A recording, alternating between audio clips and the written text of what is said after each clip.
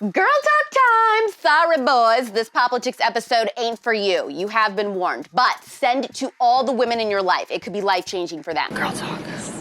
Look, when I was 15, I was prescribed hormonal birth control. Not because I was having sex, but because my period cramps were so bad, they made me sick. And almost all of my friends were on the pill and continued to stay on it for over a decade. Some had it prescribed for acne, mood swings, irregular periods, or endometriosis. Others don't even know why they were prescribed at all. They just were. Why? Why? I don't know why. I don't know. So how dangerous is the birth control pill? Is it really a one-size-fits-all answer to a myriad of problems from PCOS to acne? Does it affect fertility? Is it harmless? These are all questions that I started asking myself a few years ago, which led me on my own journey of getting off birth control completely. Doesn't anyone notice this? I feel like I'm taking crazy pills! I am obviously not a doctor. Shocker! So remember, this is what I've discovered. And these are just some things I think you should know. You should always consult a medical professional before going on or off birth control. But I'm AlexClark, and this is a very special deep dive episode of POPlitics.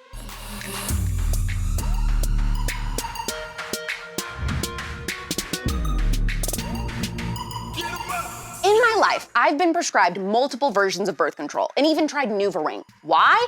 I couldn't tell you. When I was a teenager, my period cramps were pretty bad, but that's about it. I told my pediatrician at the time, and her answer was, well, why don't we try birth control? And for over 15 years, I never thought twice about it. After all, if a doctor said I should be on a certain medication, they probably know best, right? I don't know about that. As I got older and moved around for work, I went through several new gynecologists and doctors, and not one of them ever asked me why I was on birth control or questioned if I should be on it in the first place. One day, it just clicked in my mind that, you know what, maybe I shouldn't be on this. After all, I wasn't having sex, plus it had been so long since I'd been off it that maybe I'd finally be able to handle cramps. My intuition told me that taking hormones for no reason couldn't be very good, so I threw it away, just like that, cold turkey.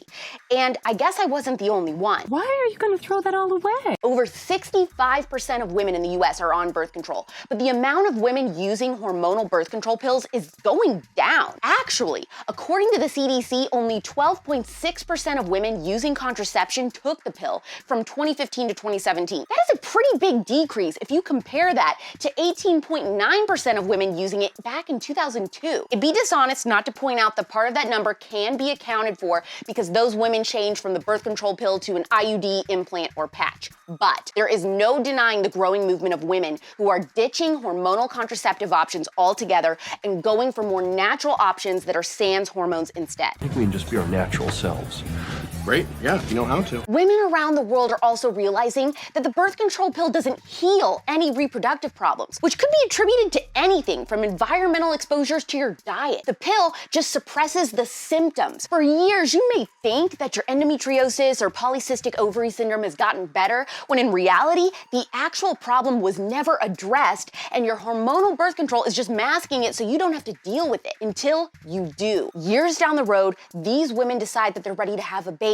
Unfortunately, those fertility or reproductive problems are still there. Many women then find themselves in a race against time, trying to fix their health problems before their biological clock runs out. Hey everybody, I got some bad news. Doctor just called. I can't get pregnant. I don't have an uterus. The truth is, the medical field has an agenda. Look at how it's weaponized a pandemic to infringe on our bodily rights. Why would the birth control agenda be any different? The pharmaceutical industry is a business that makes bank off your body. Hormonal birth control is no exception. I have to take a pill every 6 hours or I feel funny. In 2016, I don't know if you remember this, but #MyPillStory started trending on social media, and thousands of women on both sides of the political aisle shared the side effects that they'd personally experienced due to birth control that no one ever talks about. Some of the testimonies were, after getting precancerous cells on my cervix repeatedly on the pill, I went off hormonal birth control. Didn't happen again. Best bit of my pill story? Getting pregnant because no one told me it was incompatible with antidepressants I was on to combat side effects. Depressed, lethargic,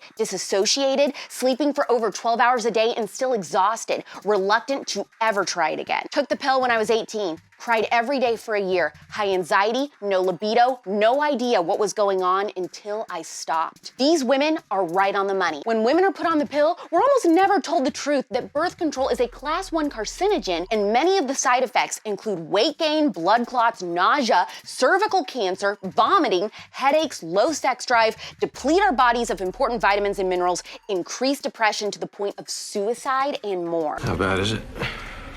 I'd take the pills. According to medical journals and psychology reports published as recently as 2019, women using oral contraceptives may exhibit personality changes such as altered emotional memory, recognition of anger, and risky decision-making compared to naturally cycling controls. Her mood swings are getting wilder. She's becoming a slave to her emotions, just like all women. Particularly you, Leela. We're always marketing the so-called benefits and best-case scenarios of birth control, but never, ever the risks. And even if we are told about them, they're almost always downplayed. But shh! Don't tell nobody! You know what else we aren't told enough about? And this is what really gets to me. Hormonal birth control is an abortifacient, aka any drug that induces an abortion. A contraceptive that isn't hormonal birth control pretty much just prevents the sperm from meeting an egg, and you might think that your birth control pill is just keeping you from ovulating so you won't get pregnant in the same way a condom or a diaphragm would work, but hormonal birth control isn't so simple. In fact, experts sum its functions up into 3 parts. 1, keeping a woman from ovulating. 2, keeping sperm from reaching the egg. 3, and this is so important, it makes the lining of a woman's uterus hostile.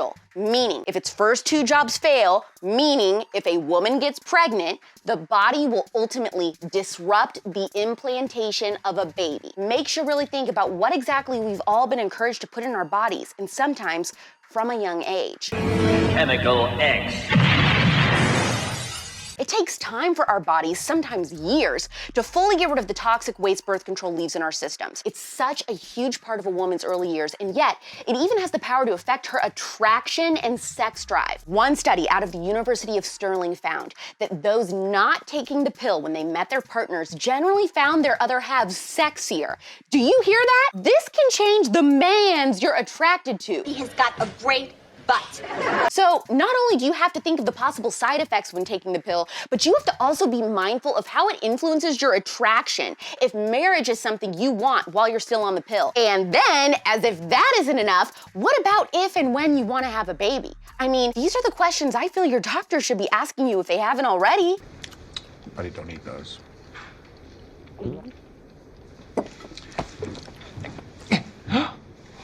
Oh.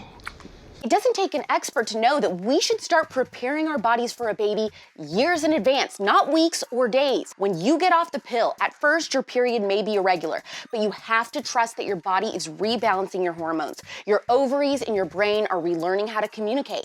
F you, hormones! You are a crazy It may take up to a year to get back to normal, and according to the Mayo Clinic, approximately 10 years after stopping birth control pills, cervical cancer risk returns to the same level as for women who have never taken birth control pills. Charting your cycles with the Flow app or the Fertility Awareness Method can help, and it's very easy, I promise. If I can do it, you can do it. If you follow natural family planning instructions carefully, this method can be up to 99% effective. I'll take a whack at it. It is healthy for women to have a true period. Without a period, you don't ovulate. And without ovulation, you can't get pregnant. So it's safe to say that if you can't get your period back after going off birth control, you'll probably have issues with fertility. Even if you do get it back, but it's super irregular, that will make conceiving that much more difficult. Why is this? Every month, our period serves as a way for female bodies to tell us if our hormones are balanced or if something isn't quite right. And a lot of women don't know this, but the period you have on the pill isn't a real period. If you've been on the pill for years and years, you may not have had a real period for decades.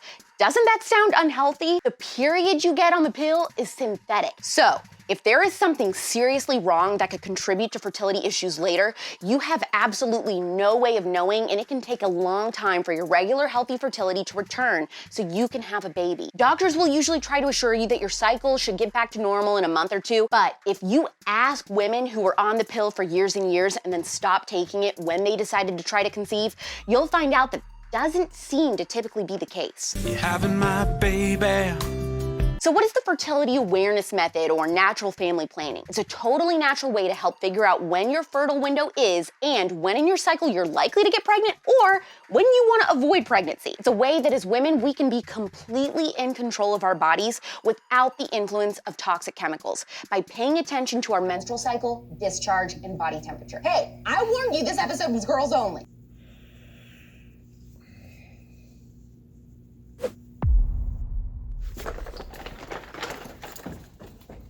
If you do all of those things together, you will have a crystal clear picture of when you're most likely to be fertile, so that way you can try to get pregnant or try not to.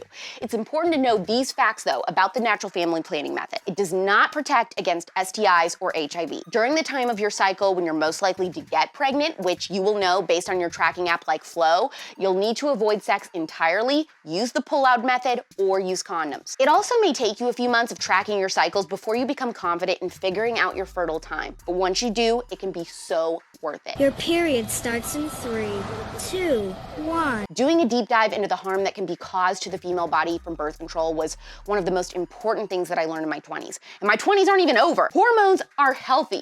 You shouldn't have a baby if you don't want to, but there are better ways than birth control to have one at a time that's right for you.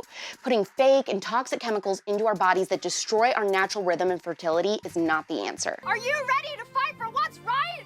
Yeah! Oh my gosh, so I know that was a lot. This is a totally different episode than we normally do, but please heart this episode. I am dying to know in the comments what your birth control journey has been. Are you on it? Are you off of it? Are you sticking with it? Are you ditching it after seeing this episode? Share this to your stories and DM it to every woman in your life that you know is on birth control, and make sure you hit that save button. Of course, you can watch us here every weekday at 4 p.m. Eastern, 1 p.m. Pacific, and you can now catch us on TPUSA Live at the same time. It's pop culture without the propaganda every single day. I'm AlexClark, and this is POPlitics. Support POPlitics, the first ever conservative pop culture daily show, by subscribing to our channel, turning on notifications, and of course, hitting the thumbs up. Also, our main home is on Instagram. Seriously, just trust me, that's where the real magic happens. Follow us there at POPlitics.